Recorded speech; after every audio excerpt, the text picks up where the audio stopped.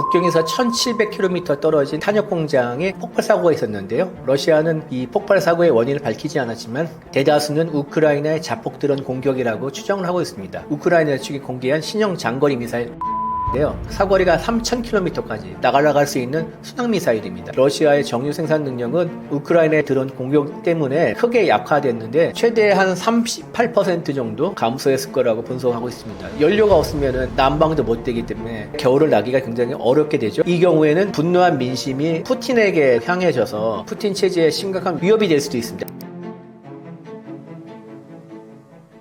우크라이나 국경에서 900km 이상 떨어진 곳이 폭격당했는데요. 어떻게 가능한 건가요? 6월 28일에 러시아 볼고그라드 지역의 마리노프카 공군 기지를 우크라이나 특수작전군이 장거리 자폭 드론을 공격을 했습니다. 우크라이나 국경으로부터 마리노프카 공군 기지까지 거리는 900km가 넘습니다. 이 공습으로 수호이 34 두 대가 파괴가 됐고요. 두 대는 손상을 입었죠. 그리고 또 10월 22일에는 국경에서 1700km 떨어진 젤라빈스크주의 코페이스크 탄약 공장에 폭발 사고가 있었는데요. 러시아는 이 폭발 사고의 원인을 밝히지 않았지만 대다수는 우크라이나의 자폭 드론 공격이라고 추정을 하고 있습니다. 이렇게 우크라이나가 1000km 넘는 지역까지 장거리로 공격할 수 있는 무기는 장거리 드론이 있습니다. FP1이라고 하는데 최대 1600km까지 날아가는 이 드론은요. 120kg의 폭탄을 떨어뜨릴 수가 있고 시속은 120에서 150km 정도로 빠르지는 않습니다. 그런데 정치가 작고 낮은 고도로 날기 때문에 그만큼 레이더가 탐지하기 어렵습니다. 그리고 또 제밍에 걸릴 경우에 이를 피할 수 있는 수단까지 마련되어 가지고 더 무서운 거는 우크라이나는 이 드론을 하루에 100대를 생산할 수가 있다고 하네요. 여러분들은 의구심을 가질 것이다. 우크라이나가 어떻게 이런 드론을 만들 수 있나? 우크라이나는 기술력이 뛰어난 나라입니다. 돈바스 지역은 대표적인 공업 지역이고 중공업이 많이 발달해 있습니다. 그리고 거기에는 소련 시절부터 안토노프와 같은 항공기 제작 회사가 있고 유즈마시 같은 로켓 엔진 제작 회사가 있습니다. 첨단 산업과 첨단 기업들이 있는 곳이 우크라이나입니다. 그렇기 때문에 기술력이 상당히 갖추고 있기 때문에 물론 이제 전쟁에 계속 수행을 하고 있어서 경제적으로 어렵지만은 기술력은 충분히 갖출 수 있고 이런 것을 만들 수가 있습니다. 그래서 그 우크라이나 기술의 개가가 지난 8월 30일 우크라이나 측이 공개한 신형 장거리 미사일 플라밍고인데요. 이 플라밍고는 사거리가 3000km까지 나갈 수 있는 순항미사일입니다. 탄두 중량은 1톤이 넘고요. 그리고 최고 속도는 950km, 천음속이라고 하죠. 음속에 가까운. 그리고 비행고도는 5000m까지 올라가고요. 정확도는 표적 반경 14m. 그러니까 상당히 정밀 타격도 가능한 거죠. 그리고 하루에 7기를 생산할 수가 있답니다. 그래서 가격은 대략 50만 달러. 그러니까 저비용 고효율의 타격 무기라 할 수가 있죠. 그리고 또 우크라이나는 아까 FP1뿐만 아니라 넵튠, 흐림이라는 장거리 순항 미사일도 꽤 많이 보유하고 있습니다. 그리고 가장 최근의 일인데 10월 22일 월스트리트 저널에 따르면 트럼프가 토마호크를 우크라이나에게 제공을 하지 않았지만은 대신 표적 정보를 제공을 했다고 하네요. 그래서 우크라이나가 미국의 표적 정보를 바탕으로 영국으로부터 받은 스톰 섀도우라는 또 290km짜리 순항 미사일이 있는데 이걸로 섀도우 브란스크의 로켓 연료 생산 공장을 공격했다고 합니다. 그래서 우크라이나 지금 성공적인 타격이라고 평가를 하고 있는데요. 스톰 섀도우를 포함한 다른 나라의 미사일에 미국의 표적 정보를 사용할 수 있도록 이렇게 허락을 했는데 이게 트럼프 행정부 2기 출범이 처음 있는 일이라고 하네요. 그리고 토마호크를 안 준다고 했지 그 절차는 대신 완화한 것으로 보입니다. 그만큼 러시아를 상대로 미국이 협상자하고 나오도록 압박을 하려는 그런 조치가 아닌가 생각하고요. 물론 이제 트럼프 대통령은 월스트리트의 이런 기사에 대해서 거짓말이라고 가짜뉴스라고 이렇게 부인을 했습니다. 근데 미국의 표적 정보 없이 그렇게 정밀하게 타격할 수 있는 것이 과연 가능할까 이런 의구심도 드는 게 사실입니다. 우크라이나 드론 공격이 러시아에 큰 타격을 입혀왔습니다. 러우 전쟁에 미친 영향은 무엇인가요? 예, 우크라이나는 장거리 자폭 드론을 동원해서 러시아의 중심 타격을 하고 있는데 이걸 계속 이제 늘리고 있습니다. 주로 에너지 시설을 노리고 있는데요. 유전, 파이프라인, 정유소, 저유소, 그러니까 석유를 저장하는 곳, 그다음에 발전소, 변전소, 특히 정유소를 노린 공습이 많은데요. 이렇게 정유소가 많이 공격을 당하기 때문에 러시아는 산유국임에도 불구하고 지금 에너지 대란을 겪고 있답니다. 그래서 최근에 그 러시아 주유소 앞에 자동차들이 긴 줄을 서 있는 그런 사진도 공개되지 않았습니까? 그래서 최근에 그 보면은 일부 도시에서는 휘발유랑 경유가 떨어져가지고 주유소가 개점 휴업이라고 하네요. 그 정도라고. 그리고 미국의 카네기 국제평화재단이 보고서에 뭐라고 하냐면 러시아의 정유 생산 능력은 우크라이나의 장거리 드론 공격 때문에 크게 약화됐는데 최대 한 38% 정도 감소했을 거라고 분석하고 있습니다. 상당한 양이죠. 정유한 기름의 공급이 멈출 경우에는 자동차, 열차, 항공기 선박도 그리고 공장도 멈출 수밖에 없죠. 그리고 국가 경제의 마비로 이어질 수 있고 특히 연료가 없으면은 난방도 못 되기 때문에 러시아의 겨울은 혹독하게 추운 거로 유명한데 악명이 높은데 이 겨울을 어떻게 날 수 있는지 러시아의 겨울을 나기가 굉장히 어렵게 되죠. 그래서 이 경우에는 분노한 민심이 푸틴에게 또 향해져서 푸틴 체제에 심각한 위협이 될 수도 있습니다. 그래서 이게 우크라이나가 노리는 수가 아닌가. 그래서 소형 장거리 자폭 드론으로 마치 전략 폭격의 효과를 내고 있지 않나. 그리고 아까도 말씀드렸듯이 러시아가 우크라이나 전쟁에 쓰고 있는 전쟁 자금의 돈줄은 석유를 팔아서 마련한 돈인데 지금 러시아 정제 능력이 줄어들고 있고 그렇기 때문에 전쟁 자금 마련하는데도 어려움을 겪게 될 것이고 그리고 디젤 수출량 추적 기간이 5일X에 따르면은 현재 수준을 유지한다면은 러시아의 수출량은 9월 기준으로 2020년 이후 최저치가 될 것이다. 이런 전망까지 나오는 상황이라고 합니다. 우크라이나는 자체 개발한 저비용 고효율 드론을 활용하여 비대칭 전력을 완성했는데요. 앞으로 전 세계의 전쟁 전략에 어떤 변화가 있을 것으로 보시나요? 드로니제이션이라는 용어도 생겼다고 하네요. 드론으로 감시, 정찰, 공격, 보급, 다기능을 수행하는 거 전쟁터에서 이런 모습이 많이 벌어지고 있는데 이런 것을 드로나이제이션이라고 하는데 특히 이제 특징은 고가의 군용 드론이 아니라 저가의 상용 드론을 개조해서 사용하는 그런 현상이죠. 그리고 이거는 이제 부대의 운용 방식을 바꿔가지고 아주 근본적인 변화를 가져오는 현상이라고 생각합니다. 왜냐하면 기존의 무기 체계는 고비용 대형 무기 체계를 갖춘 나라가 군사력이 센 나라를 평가했고요. 그러면 주로 이제 미국이나 러시아 같은 강대국 아니면은 몇 개 선진 국가들만이 그런 군사력을 갖출 수가 있는데 드로니제이션 때문에 저가의 상용 드론을 이용해서 그래서 전쟁의 양상이 바뀌게 되면은 저개발국이 선진국을 상대로 비대칭 전쟁을 벌이고 톡톡한 효과를 얻을 수 있는 이런 환경이 마련되는 것입니다. 그래서 일종의 혁명적인 변화라고는 평하기엔 좀 과하고 그래도 꽤 큰 전환을 이룰 수 있는 그런 사건이라고 하는데요. 우크라이나 전쟁에서 봤듯이 전략적인 심층 지역까지 타격이 가능합니다. 그래서 드론이 탄도미사일이나 순항미사일의 역할까지 지금 대체를 하고 있고요. 그래서 앞으로 이제 전쟁의 양상은 다중화, 분산, 비선형 이런 모습을 띌 것이라고 예상합니다. 그렇기 때문에 상대적으로 값싼 드론에다가 비싼 요격 미사일을 사용하는 건 되게 동남비에 불과하죠. 그래서 향후는 레이저나 전자전 아니면 독자적인 대신 저가의 요격 체계 이런 것들이 이 방어의 핵심으로 자리 잡을 것이라고 하고요.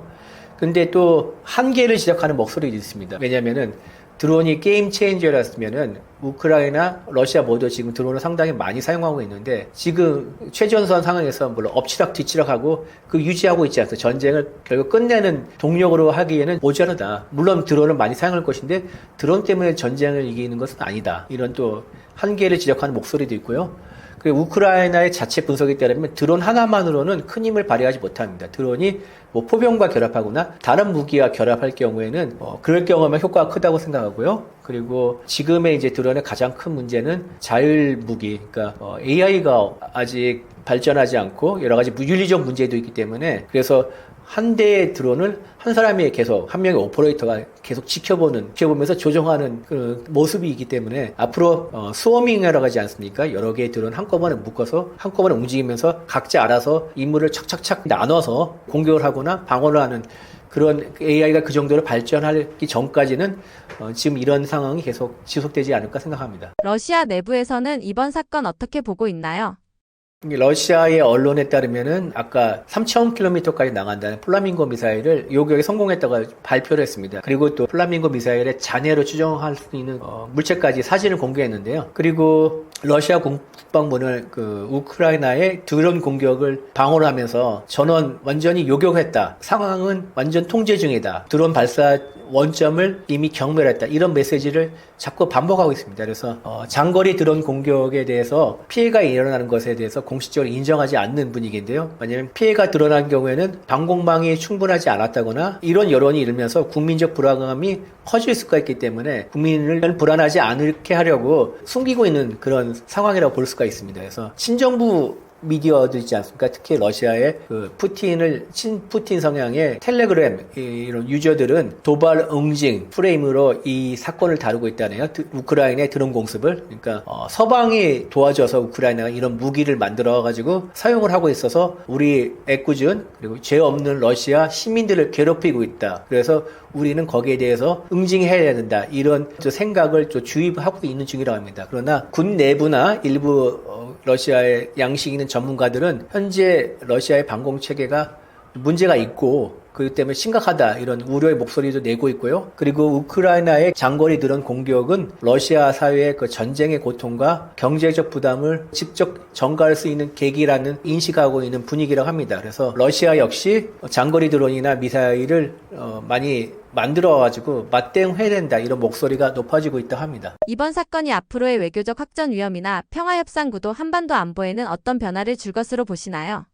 아까 말씀드렸듯이 겨울철에 러시아와 우크라이나가 서로 상대의 에너지 시설을 집중적으로 드론을 공격하고 있지 않습니까? 그러면 결국 이제 우크라이나에서 에너지 공격으로 민생고가 높아지면은 국민의 생활고가 높아질 경우에는 우크라이나 내부에서도 전쟁을 더 이상 끌지 마라, 빨리 평화 협정을 맺어라 이런 여론이 높아질 수밖에 없고요. 반대로 또 러시아에서도 또 그런 일이 일어나겠죠. 반면 또 이제 양국이 상대의 전력이나 산업 기반을 집중적으로 타격할 경우에는 반감이 더 커질 수도 있고요. 전쟁이 이제 점점 일반 국민들의 일상생활과 그다음에 경제 전역으로까지 확산이 되어가지고 지금까지는 러시아와 우크라이나의 그냥 군사적인 충돌에 불과했는데 전면 전쟁, 총력 전쟁으로 또 비화할 가능성도 어느 정도 있다고 생각합니다. 그래서 결국은 이제 양측 모두 대화의 기회와 대화의 창이 줄어들 수가 있고요. 또 실질적인 피해가 커질 경우에는 국제사회가 나서가지고 중재나 압박을 해야 되는데 그게 먹힐 수가 있을지 또 의문이 되고 있습니다. 그래서 결국은 짧게 얘기하면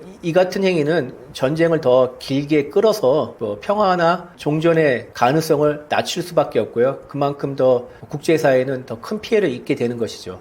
휴전 발표 9일 만에 최대 충돌이 일어났는데요. 왜 발생된 건가요?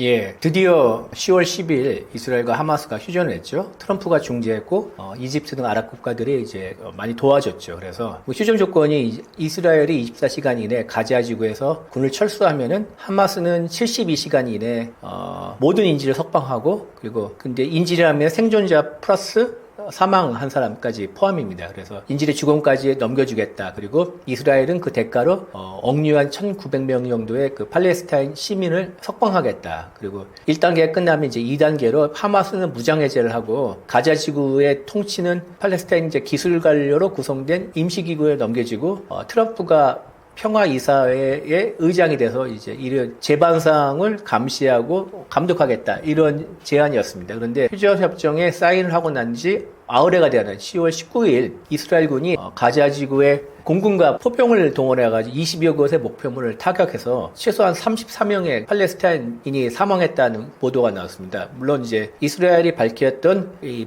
폭격의 배경 원인은 테러리스트들이 대전차 미사일을 사용해가지고 이스라엘군을 공격을 해서 2명이 사망했다. 그리고 하마스가 옐로우 라인, 그러니까 휴전 협정에 따라 이스라엘군이 가자 지구의 안에 그려있는 철수선 그 밖으로 나가기로 했죠. 옐로우 라인 밖에 있는 이스라엘군에게 최소 3차례 발포를 했다. 결국 하마스가 먼저 휴전협정을 깼기 때문에 이스라엘이 거기에 대해서 대응, 보복 조치를 한 것이다. 이렇게 표현을 했죠. 그리고 이스라엘은 또 하마스가 휴전을 어겼기 때문에 가자로 이제 들어가고 있는 인도적 지원, 그러니까 식량과 의약품의 반입도 추후 공지가 있을 때까지라는 조건을 달면서 전면 중단시켰습니다. 하마스에서 인질과 시신을 다 넘겨준다고 했지만 시신은 넘겨주지 않았는데요. 하마스의 이런 행동이 이번 사건에 불을 지피게 된 거라고 보시나요? 예, 하마스는 휴전협정에 따라서 생존 인질 20명을 13일 일괄적으로 석방을 했습니다. 그리고 시신은 28구가 남아 있는데 소재 불명을 이유로 이제 하루에 두세 구씩 단계적으로 송환하고 있는 그런 상황입니다. 그러니까 하마스가 내세운 이유는 그렇습니다. 폭격으로 폭격기 때문에 그 잔에 시신이 깔려 있어가지고 이거를 다시 이제 꺼내는데 시간이 걸린다. 그래서 우리의 의사 상관없이 현실적인 제약 때문에 휴전협정을 어기고 있다. 이 정도로 설명하는데 현재까지 28구의 시신 중에서 15구를 인도했고요. 아직 13구가 남아있죠. 그러면은 이스라엘은 시신이 인도되면은 법의학 연구소로 보내가지고 신원을 확인 중이고, 왜냐면 이제 하마스가 반환한 시신 한 구가 이스라엘인이 아니라 팔레스타인인을 밝혀져가지고 다시 반송하는 그런 상황이 있었거든요. 근데 이스라엘에서는 당초 약속한 대로 사망한 인질까지 포함 전원 돌려보내겠다고 하마스가 사인까지 했는데 왜 안 지키냐 비난 여론이 일고 있고요. 이스라엘은 당연히 하마스가 휴전협정을 지킬 의지가 없다고 그렇게 비난하고 있습니다. 그래서 인질과 시신 반환 문제는 이미 그 휴전을 이제 논의하는 과정에서 심각한 걸림돌이었거든요. 그러니까 하마스가 인질을 이제 살아있는 방패로 사용하려 한다 이런 의혹도 있었고요. 그래서 이 때문에 긴장이 계속 높아질 해인데 어쨌든 간에 이스라엘군이 10월 19일 가자지구 재공격의 명분이 자국군 사망에 대한 보복이지만 그 기저에는 하마스의 시신 미반환 이것도 분명히 작용한 것으로 볼 수가 있고요. 그리고 하마스가 이렇게 계속 시신을 조금씩 늦게 보내주는 것은 휴전 합의 이행의 신뢰를 훼손하는 행위로 인식할 수가 있고, 이게 또 이제 이스라엘의 군사적인 공격에 또 빌미를 또 마련해 줄 수 있어가지고 아슬아슬하게 위태위태하게 유지되고 있는 휴전이 혹시 깨질까 이렇게 걱정하는 목소리도 높습니다. 그래서 참고로 또 이스라엘은 또 시신 한 구가 올 때마다 거기에 맞춰서 팔레스타인이 자신들이 갖고 있는 팔레스타인 시신을 또 하마스 쪽에 되돌려주고 있는데요. 지금까지 165구를 되돌려줬다고 합니다. 그러니까 이스라엘 시신 한 구당 팔레스타인 시신 15구에 해당, 15구에 해당하는 그런 셈법이죠. 트럼프 대통령의 중재로 휴전한 이후 다시 충돌한 건데요. 트럼프 대통령의 반응은 어떤가요? 예, 트럼프 대통령은 자기가 대통령이 되고 난 다음에 8개의 전쟁을 멈췄다 이렇게 자랑해서 나는 노벨 평화상을 받을 만한 자격이 충분하다 이렇게 자랑을 했죠. 가자지구 휴전 합의는 8개 포함 안 됩니다. 그래서 하여튼 근데 자기가 했던 그 9개의 종전 중에서 가장 위대한 합의라고 여러 번 강조해서 자신의 외교의 레거시라고 이렇게 삼고 있는 그런 분위기죠. 그렇기 때문에 9일 만에 휴전이 깨지고 다시 군사공격이 이어지는 것에서 상당히 기분 나빠합니다. 그러면서 트럼프 대통령과 그 측근들은 휴전 유지와 평화 프로세스를 지속하려기 위해서 총력을 기울이고 있는데요. 그래서 이제 보이는 게 트럼프의 이제 측근들, 20일에는 트럼프가 직접 지명한 중동 특사 스티브 위트코프가 트럼프 대통령의 맞사이는 제로드 쿠슈너, 유태인이죠. 20일 이스라엘을 보내고 21일에는 또 트럼프의 측근 JD 벤스 부통령도 이스라엘을 급파합니다. 그래서 이들이 이스라엘을 급파한 이유는 뭐냐면 베냐민 네타냐후를 말리고 그다음에 휴전 상황이 계속 지속하는 것을 점검하는 그런 의미가 있죠. 그래서 미국 당국자는 CNN 보도에 따르면은 이 같은 행위들을 비비 돌보기, 비비 시팅이라고 하는데 비비는 네타냐후의 별명이죠. 왜냐하면 이제 트럼프 대통령과 트럼프 행정부 내부에서는 베냐민 네타냐후가 연장하기 위해서 전면적인 군사작전을 재개할 가능성이 크다고 보기 때문에 계속 이제 그것을 말리는 그런 상황입니다. 그리고 이제 트럼프 대통령은 휴전이 깨진 것에 상당히 실망감을 하고 그 다음에 하마스에게 가자지구의 휴전 합의를 어길 경우에는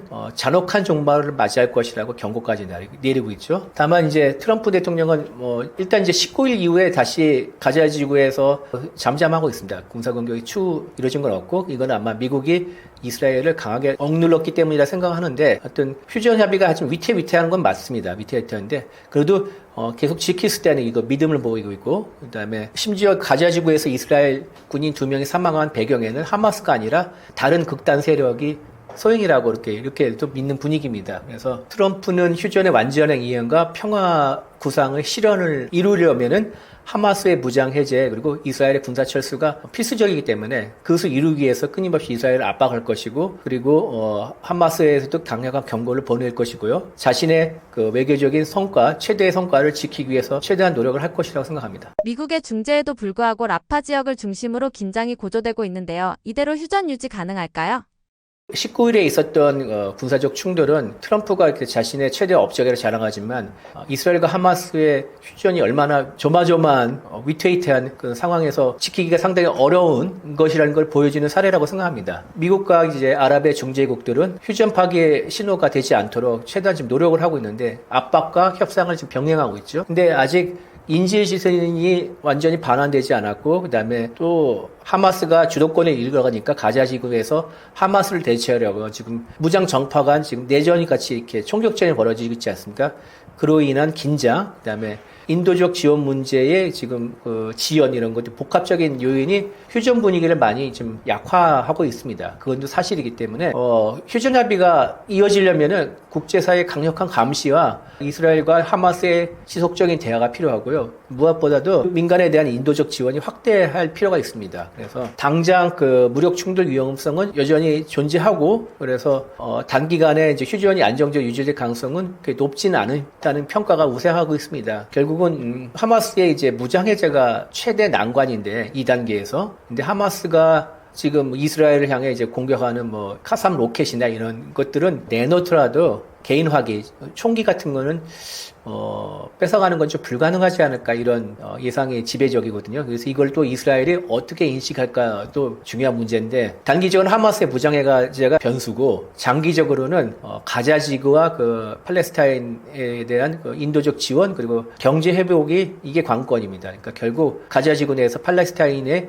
생활이 안정되고 경제적으로 번영할 경우에는 하마스와 같은 극단주의가 발을 못 붙이고 이스라엘에 대한 그 어떤 공격 약해지고 그러면서 휴전 협정이 잘 지켜질 수 있을 거란 그런 토대를 마련해야 되는데 그것을 어떻게 마련하는가, 어떻게 얼마나 빨리 마련하는가 이게 중요한 문제라고 생각합니다. 이번 충돌이 앞으로의 중동 평화 프로세스에 어떤 영향을 줄 것으로 보시나요? 이번 충돌로 인해서 중동에서 평화협정을 맺고 휴전협정을 맺는 게 얼마나 어려운가 그리고 그 지키는 것이 더 어렵다는 것을 많은 분들이 알게 됐는데요. 일단 세 가지 정도 사항으로 볼 수가 있습니다. 일단 첫째, 라파에서 19일 충돌은 가자 지구 안에서 무장단체 간 긴장과 그리고 이스라엘과 하마스 사이의 불신을 심화하는 그런 행위고요. 휴전 협정 자체가 잘 지켜지는 그런 기반을 무너뜨릴 수가 있고요. 둘째, 그 다음에 이집트 등 주변의 아랍 국가들이 중재하는데 많은 도움을 줬는데 부담감으로 또 작용할 수가 있습니다. 그래서 이집트는 역사적으로 이스라엘과 팔레스타인 간의 협상의 중재자 역할을 해왔는데 이게 잘 안 지켜질 경우에는 또 주변의 중동 국가들의 외교적인 부담감으로 될 수가 있고요. 그 다음에 셋째, 이런 충돌이 계속 이어질 경우에는 미국과 국제사회가 중재한 노력에 부정적 영향을 미치고 그리고 팔레스타인의 그 민간인에 대한 인도적 지원을 약화시킬 수가 있습니다. 그래서 그리고 또 국제 여론이 더 나빠져가지고 평화 프로세스에 부담감으로 작용할 수 있습니다. 그래서 단기적으로는 19일 같은 사태가 여러 번 더 일어날 가능성이 크다고 봐야 되는데 이게 결국은 이렇게 19일 것처럼 이제 한번 확 하고 끝나느냐 아니면 계속 이어지냐 이게 문제인데 결국은 이제 미국과 이번에 중재하는 중동 주요 국가의 그리고 국제사회가 얼마나 힘을 합해서 이 분쟁의 확대를 막고 평화 프로세스를 이어갈 수 있는지 이들의 노력에 달려있다고 생각합니다. 트럼프가 지속적으로 중동 분쟁에 개입하고 화해를 중재하는 숨은 의도는 무엇인가요? 이게 이제 굉장히 복합적입니다. 정치적, 경제적, 그리고 지정학적인 이런 여러 가지 배경이 있는데 이런 것 때문에 미국이 중동에 개입할 수밖에 없습니다. 첫째는 물론 경제적인 이유인데 중동은 그러니까 석유가 나는 지역이고 그다음에 가스도 많이 나고 에너지에 풍부한 지역이기 때문에 미국의 안정적인 에너지 공급망 확보를 위해서 중동 정세에 깊이 관여할 수밖에 없고요. 그리고 또 페르시아만 이 지역이 또 원유나 석유를 갖고 나오는 통로이지 않습니까? 그 통로를 보호해야만 하는 전략적 필요성이 있고요. 둘째는 미국이 중동 위기에 두 가지 축이 있습니다. 미국과 이스라엘, 그다음에 미국과 아랍 국가들. 근데 이 세력 균형 유지를 이뤄서 이제 어떤 과격한 분쟁을 안 일어나게 하려는 전략적 필요성이 있고요. 그다음에 셋째는 중동이 또 하마스, 헤즈볼라, 후티 등 이런 반미 세력들의 또 온상이지 않습니까? 그러면서 그들이 이제 반미 테러 행위를 또 부추기거나 직접 수행하기 때문에 이런 자국의 안보를 위해서도 그리고 또 우방국, 동맹국이나 우방국, 특히 유럽에 있는 이런들의 안보를 위해서라도 중동에 개입할 수밖에 없고요. 그리고 마지막으로는 미국 국내 정치가 있습니다. 왜냐면은 유태인들이 미국에 살고 있는 유태인들의 영향력이 워낙 크기 때문인데요. 미국 내 유태인의 인구는 한 560만 명이라서 전체 미국 인구의 한 3% 정도도 안 된다고 합니다. 그런데 3%밖에 안 되는데 영향력은 큽니다. 특히 미국 유태인들의 70%는 민주당 지지자라고 합니다. 그래서 민주당 지지자고 특히 캘리포니아, 뉴욕, 펜실베니아 같은 그런 소위 말하면 이제 미국 대통령 선거나 이런 미국 국내 정치에서 중요한 지역에 유태인들의 입김이 세고 영향력이 상당합니다. 시카고에 이제 존 미어샤이어라고 굉장히 유명한 정치학자가 있죠. 미어샤이머 교수와 스티븐 월트가 같이 쓴 책이 있습니다. 이스라엘 로비 미국을 세계 최강의 불량 국가로 만든 비밀. 이 책에 따르면은 유태인에게 찍히면은 그 정치인의 생명은 끝난다고 합니다. 그리고 미국 유태인들이 이제 미국 이스라엘 공공사무국 AIPAC라는 이런 조직을 만들었는데 이 조직을 통해서 미국 정치와 언론을 주물럭거린다. 그래서 미국에서 대선 후보로 나갈 경우에는 AIPAC에 꼭 나가서 연설을 해야 되지 않습니까? 그런 상황이 있고 학계에서 이스라엘을 비판할 경우는 반유대주의자를 낙인이 찍혀가지고 제대로 활동도 못하는 그런 분위기를 또 조성한다고 하네요. 그리고 아시다시피 금융이나 미디어나 그 엔터테인먼트 이 산업계에서 유태인들의 영향력이 대단하지 않습니까? 그러니까 이런 눈치도 봐야 되기 때문에 미국은 중동에 개입을 하고 있는 것입니다.